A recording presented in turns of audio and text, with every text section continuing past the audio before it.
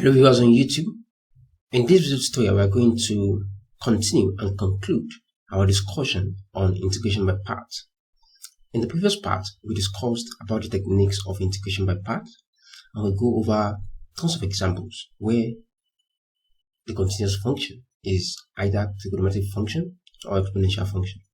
Now, for this second part, we want to consider a situation whereby the continuous function is a natural log. So for those who might be wondering what I'm saying next is, basically, we want to consider something like this: integral of x ln x dx.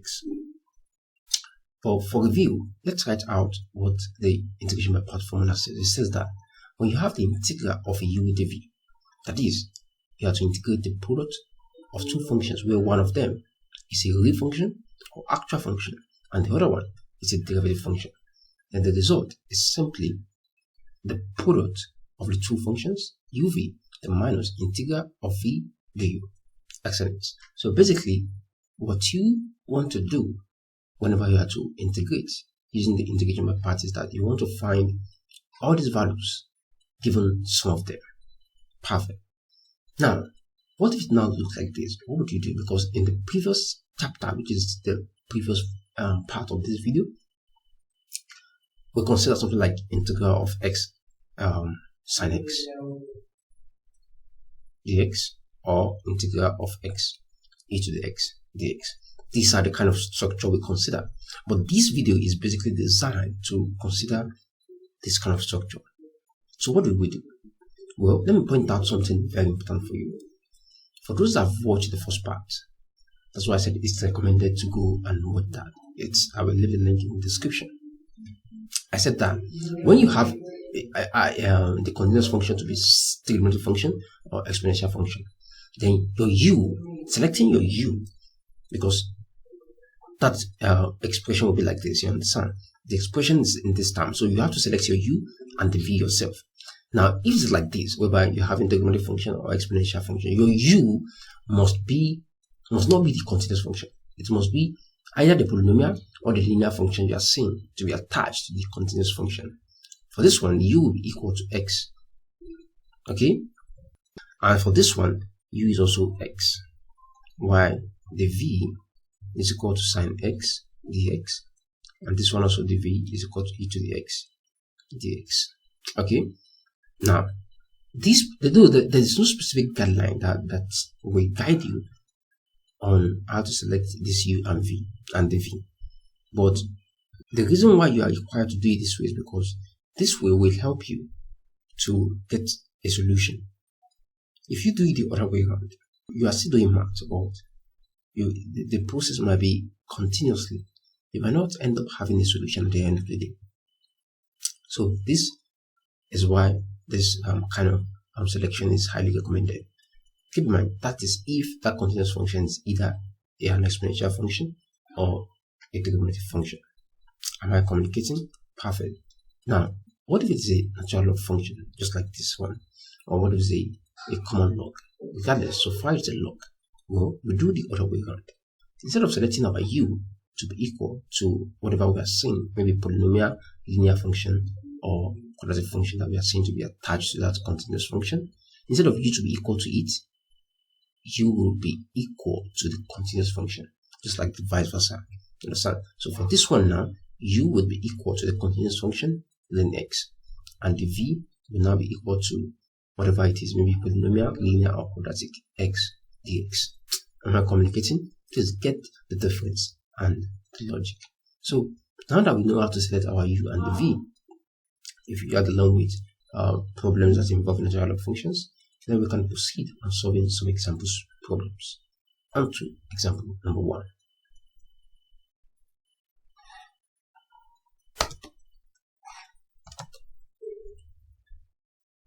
Excuse me.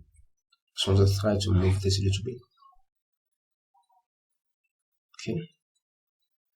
So for the first example, we are required to find the integral of x ln x dx. However, before I solve for this integral, it is important for you to know how to find the integral of ln x itself. Recall, this integral of ln x dx is something as like 1 times ln x dx. Okay, Like this is why I wanted to point that out. So we said our u will be equal to that continuous function. U will be equal to ln x, and the v will be equal to whatever you're seeing here. Okay, a constant function 1 multiplied by dx is our dv. So that's equal to 1 dx. Excellent. Now let's differentiate u with respect to x. What would that be? Well, that's simply 1 by x. The derivative of ln x is simply 1 by x. Now let's integrate this and have our v. So this will be equal to x. Integral of the v is v, and integral of 1 dx is simply x. And there we go. Now we can substitute. So integral of ln x dx will be equal to uv according to this formula. Our u is simply ln x and our v is x. So that will be x ln x, the minus the integral. Our v is x, the u is 1 by x. Perfect. And we have x times 1 by x. Incredible. So now proceeding forward, okay, there will be dx times 1 by x dx. We solve for the u here, not the u dx. Remember, this will be the u, not the u dx.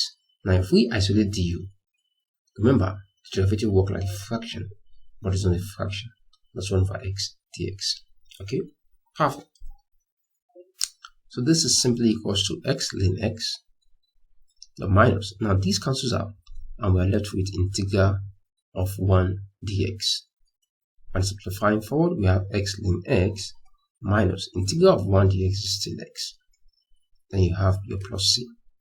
And final answer, if we factor out x, is minus 1 plus c. So that's our solution to the integral of ln x. Now, having known this, we can now determine the integral of x ln x. Well, we are still having the continuous function to be natural log. It means our u is still ln x. Now our dv will now be x dx. Take whatever is here, attach it to dx. Now, just like before, what will be du dx? Well, we know what it is as 1 over x. However, the integral of the v is now equal. Let me do that again. Is now equal to the integral of x dx. And proceeding forward, we have v to be equal to x squared divided by 2, as that might implies. Perfect. Now let's substitute as we have been doing. So now we have uv. Our u is ln x, v is x squared over 2. So multiplying them, I have x squared over 2 times ln x. The minus the integral v du. V is x squared over 2, and the u. Well, I'm still yet to isolate the u. Well, the u will just be 1 over x dx. And now we have x squared over 2 multiplied by 1 over x dx. Now this x will reduce this one, and left over is x. And so therefore, I can get rid of this one.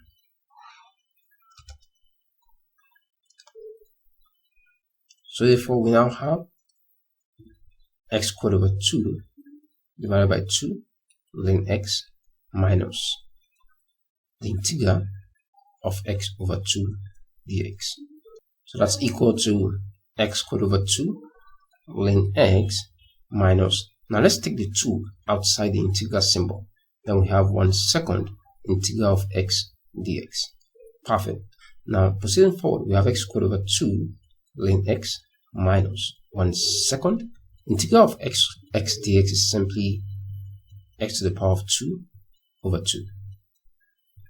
Now we can add our plus c, but before we do that, let's factorize.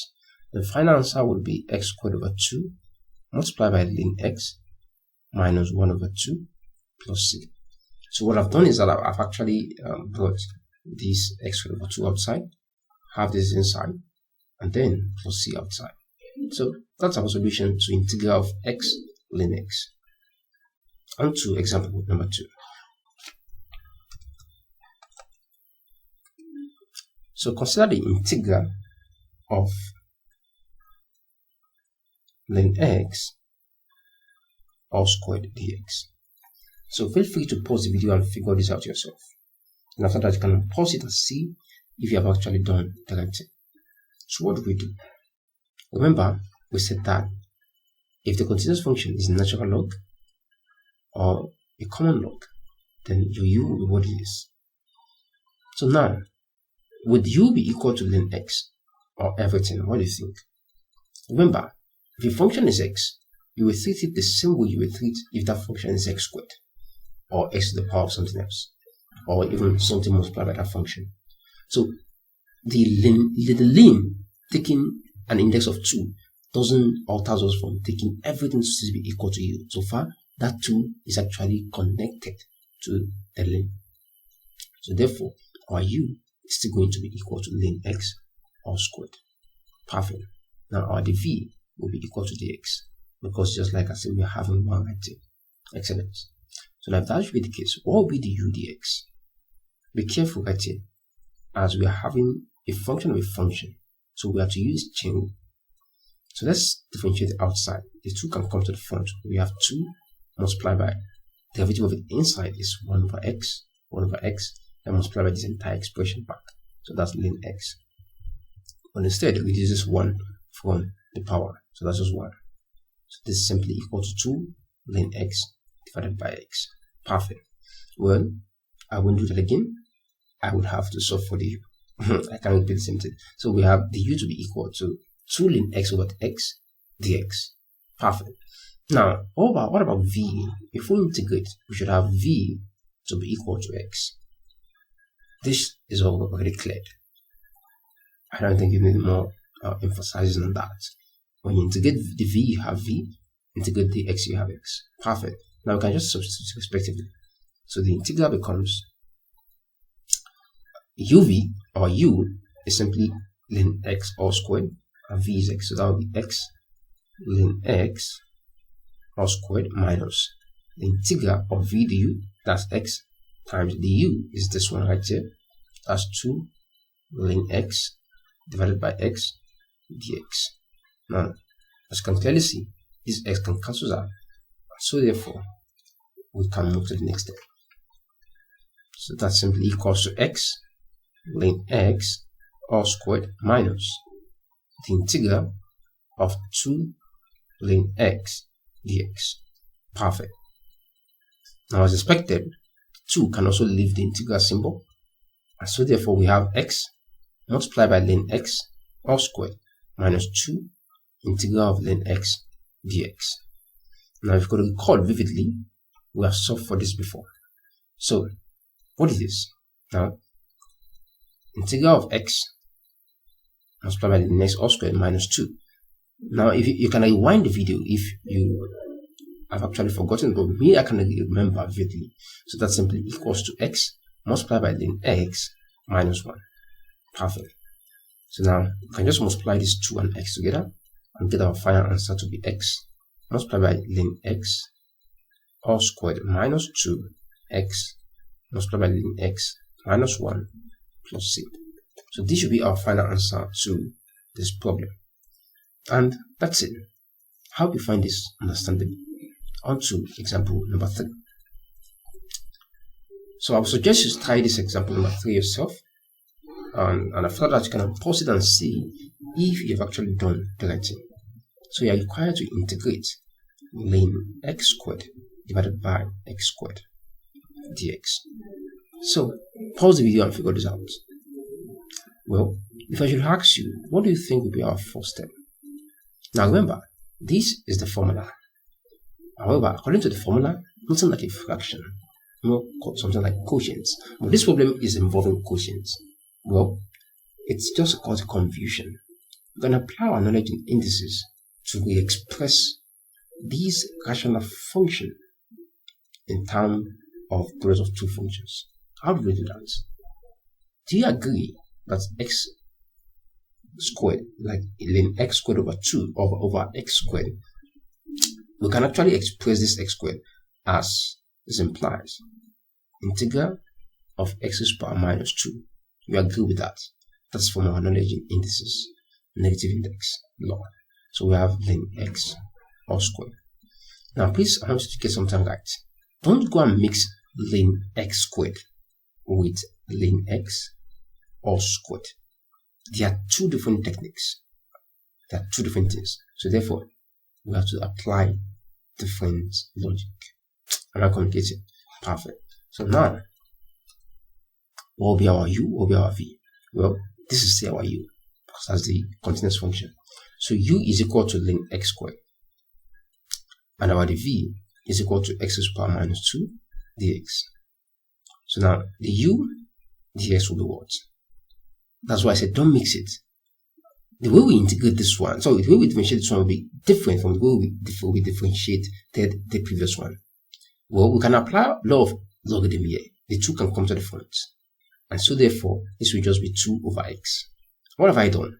Well, u is now the same thing as 2 ln x, because the 2 can come to the front of the log. And so therefore, differentiating it at this point, we just need to pay attention to the ln x. However, the derivative of ln x is just 1 over x. And 2 times 1 over x gives us 2 over x back. So that's how we got that. Other part is cleared. Perfect. Now, if we integrate the v, we have v. What will be the integral of x to the power of negative 2 dx? Well, that's straightforward. That's just equal to x to the power minus 2 plus 1 divided by minus 2 plus 1. And if we simplify that, we should have negative x to the power of negative 1. Perfect. So having gotten all this, we can substitute. So now we have, well, will this space be enough? I don't think so. So let me get it off. I can't get it off at this point, but I can get it off this one. So we now have uv, our u is ln x, our v is negative x to the power negative 1. That's minus x to the power minus 1 times ln x squared. Okay, the minus the integral of v du. V is negative x to the power minus 1 times du is what? 2 over x. Excellent. Dx. Again, I messed up. I didn't solve for the u.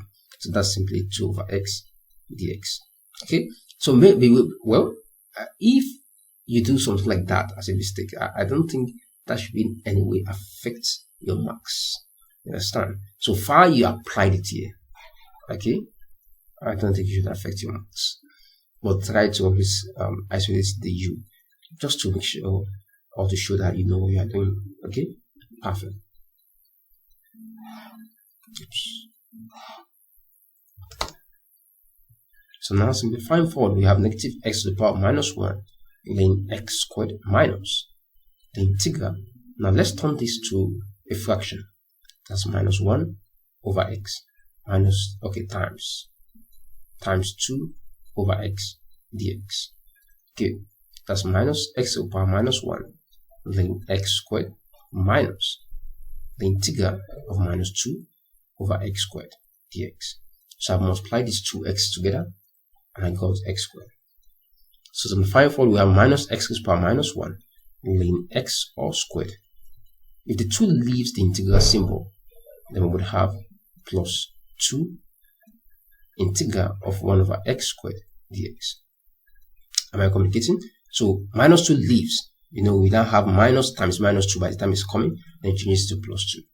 Now we can integrate 1 over x squared. So that simply equals to minus x to the power minus 1 ln x squared plus 2 integral.